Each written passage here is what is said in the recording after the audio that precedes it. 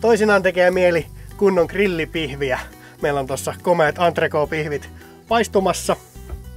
Pihveissä, lihassa niin kuin kaikessa muussakin on tietenkin tärkeintä se, että käytetään hyvää, mieluiten vain parasta saatavilla olevaa raaka-ainetta.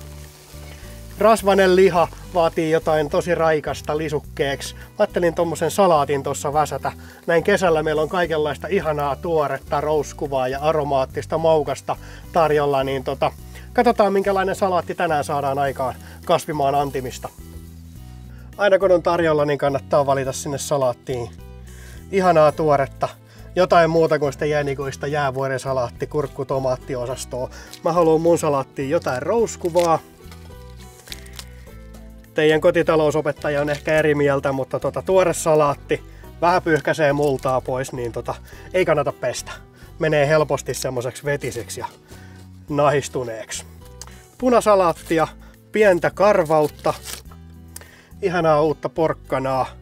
Kuorimaveitteellä tämmösiä ohuita lastuja, rouskuvaa ja kaunista väriä ja hyvää makua sinne.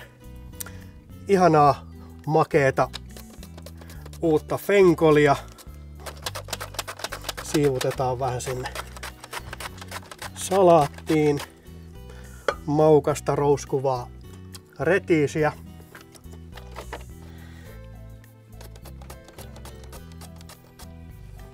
Kevätsipulia tietysti. Pari vartta.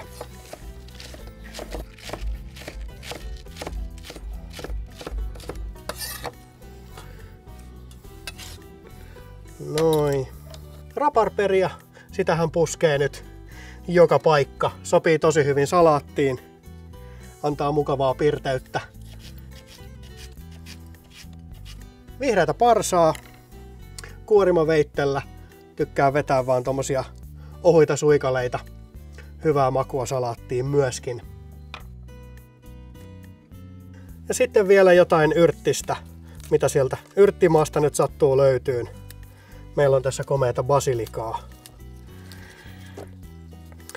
Ja siellä on kesän tuoreus ja raikkaus ja herkullisuus.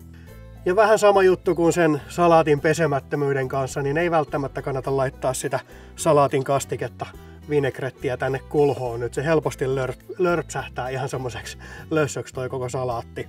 Antaa sen raikkauden olla tuolla ja ei menetetä sitä rapsakkuutta. Pistetään kohta tuossa lautasella sitten vasta se kostuke siihen salaatin päälle.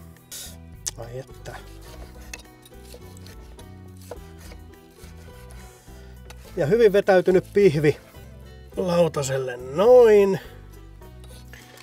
Kaveriksi vähän raikasta salaattia. Klassinen vinegrettihän on vähän riippuen kuka tekee, niin 1 osa etikkaa ja 2 osaa oliiviöljyä. Me ei tällä kesällä haluta kauheasti mittailla, että laitetaan reilu loraus oliiviöljyä ja sitten muutama suihkaus balsamiviinietikkaa tästä kätevästä suihkepullosta.